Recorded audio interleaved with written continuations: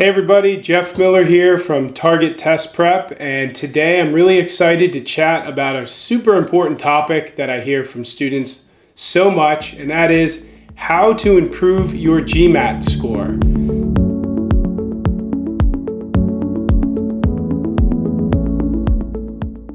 So in today's video, we're going to discuss strategies for improving your GMAT score, and also some very important reasons as to why your GMAT score maybe is not improving, or why you feel like you're kind of stuck in the mud when trying to improve your score. So in the video that follows, we are gonna go through 5 questions that you can be considering as to why your GMAT score is not improving.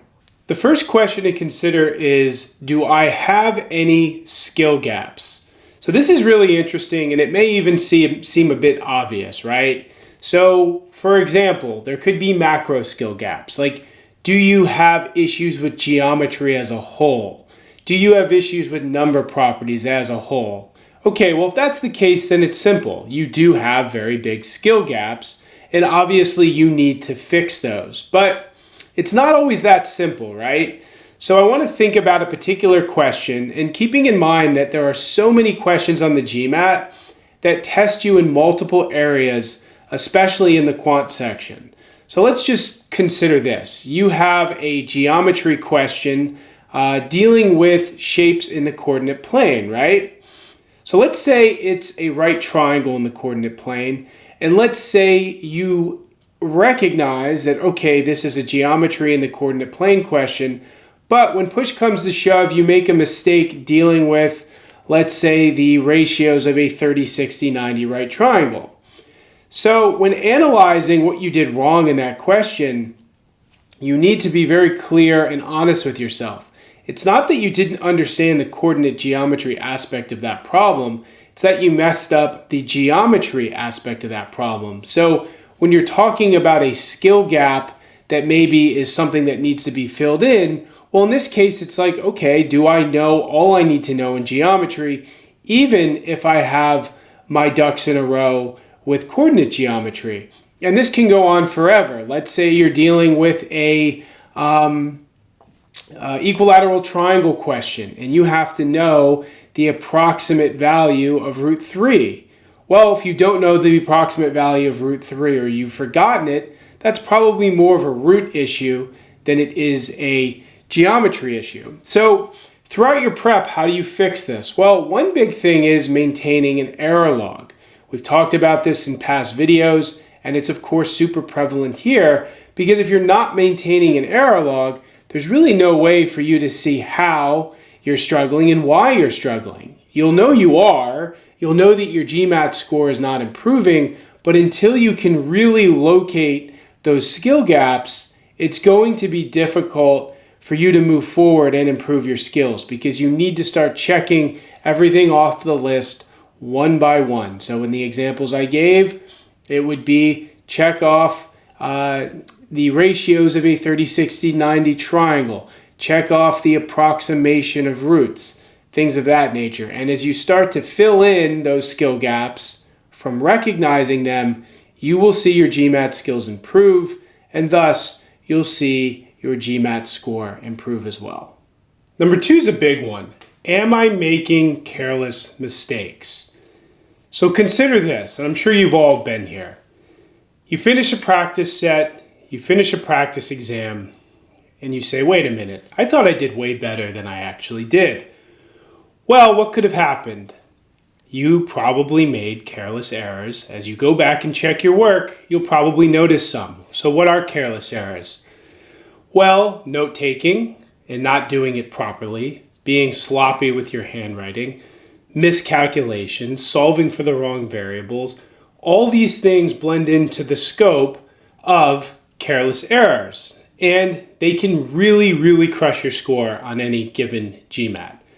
But here's the good news. They are preventable, but it means you have to be super methodical and mindful when you're answering GMAT questions. So you can't get hung up in a given GMAT on the time that's left in the section too much, or the time left in a question too much, or the question you maybe made a mistake on previously, or the section that you have coming up, whether it's quant or verbal. The point is you need to be super laser focused on exactly what you're doing with the problem in front of you. Now, with practice, you can kind of do some things that'll help you start to catch these errors. Because the thing is, you can't just change how you do things on the GMAT if you're not doing it in practice. So initially, when practicing questions, just go slow. Yes, the GMAT is a timed exam, but if you can't get your accuracy down and you can't get a handle on your careless errors, then it's not going to matter all of these things that you're doing leading up to the test. They're going to continue to happen. So by going slowly and methodical through your practice, you will be able to spot careless errors before they happen. If you're writing something down and it seems to be a bit sloppy, then take a few extra seconds and write it down correctly. When you're about to solve for a particular question, make sure you're solving for the correct answer, right? And if you can start doing all these things and you can get a handle on your careless errors, I'm pretty certain that you're going to see your GMAT score start to improve. Number 3 is one of my favorites. Do I have timing issues? Now, if you've ever been around any GMAT forums or GMAT students, I'm sure you've seen the topic about timing get brought up, right? So timing is very interesting. I look at timing in 2 different ways. Do I have micro timing issues or do I have macro timing issues? Macro timing issues are pretty straightforward. If you just can't finish a GMAT, quant, or verbal section on time or within a reasonable amount of time, even if you have to guess on, say, a couple questions, it's not the end of the world. But let's say you need like 10 extra minutes. Well, those are macro timing issues, which are probably because of content-related gaps. That means you just need to fill all those gaps and do a lot of prep. Back to what we said in the first question about having skill gaps. Now, micro timing issues are a bit different, right? Micro timing issues are when you overspend on a select number of questions. Now, the overspending can be for a number of reasons. One could be that you just don't have an idea of where that 2-minute mark is and when you should be moving on. Or 2, you may hold on to a question that you know deep down inside you should be getting right, but something is going wrong. Now with the latter, you're just going to have to learn to give up on a question. And you got to learn that you can fight another day with the next question and keep moving through your test. If you hang on to a question for 10 minutes, right or wrong, you're going to be screwing with yourself for the rest of the exam, and you don't want to do that. And secondarily, to get to a place where you'll know when to give up is you have to develop what we call your internal clock. The internal clock is, can I tell myself with relative accuracy if I've hit 2 minutes? So how do you get there? Well, it's easy. Set a timer, do a question, and then see how long it's taking you. Look at the timer every so often and start to get a feel when you hit the 2-minute mark. Now, there's a catch here, so you got to be careful. The internal clock is important, but you don't just say, hey, I'm 2 minutes in, I don't have an answer, I'm guessing I'm moving on. That's called having too quick of a trigger finger, and that can be a scary endeavor too, because if you get too quick at giving up on questions, before you know it, maybe you've thrown the towel on 6, 7, 8 questions in a section, and that's going to be super detrimental for you as well. Remember, you can always make up time. Some questions will take you 30 seconds if you're well prepared, and some may take you 2.5 or 3 minutes. So to know when to give up on these questions, you just have to have a sense of how close you are to completing the question. If you're 2 minutes in and you need another 30 seconds, take it. If you're 2 minutes in and you're completely lost, guess and move on. Even if you're 1 minute and 15 seconds in and you're completely lost, guess and move on. So again, these are all really important timing issues that can just decimate a GMAT score. So if you've been practicing for a while, taking practice tests and problem sets, and you just don't see the improvement, or you're coming back from your real GMAT and you haven't seen the improvement, look at timing issues and really be honest with yourself and say, do I have them? And if so, I need to take steps to fix them.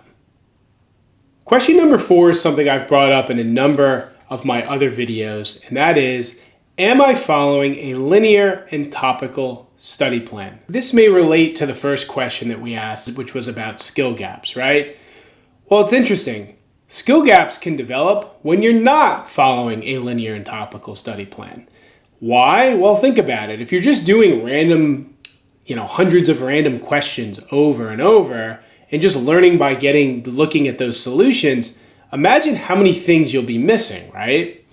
So by following a very linear and topical study plan, you will ensure that each topic is set before you move to the next topic. And that's how you can identify your skill gaps or fill in skill gaps. Or heck, if you're doing this from the start, ensure that you just don't have any skill gaps from a topic and then move on. And by making sure that you're pretty set in all of these concepts and topics in quant and verbal, you'll be able to see your GMAT score improve gradually as you get through each one of those topics. So how does that look? Well, take any topic. Let's say the math topic of number properties. You jump in, you learn everything you need to know there. Even odd numbers, positive negative numbers, unit digit patterns, remainders, divisibility, etc. When you're done, you practice the heck out of that topic. 100 plus questions just on number properties. When you get through those questions and based on what you've done wrong or guessed correctly on, it will be abundantly clear of which topics you're set in and which you're not. And the ones that you're not, you go back, you review, you fill in gaps, and then you rinse and repeat to the next problem set within number properties. And by the time you're done, you should be pretty darn set in that topic. And then you move on to the next quant or verbal topic in your study plan.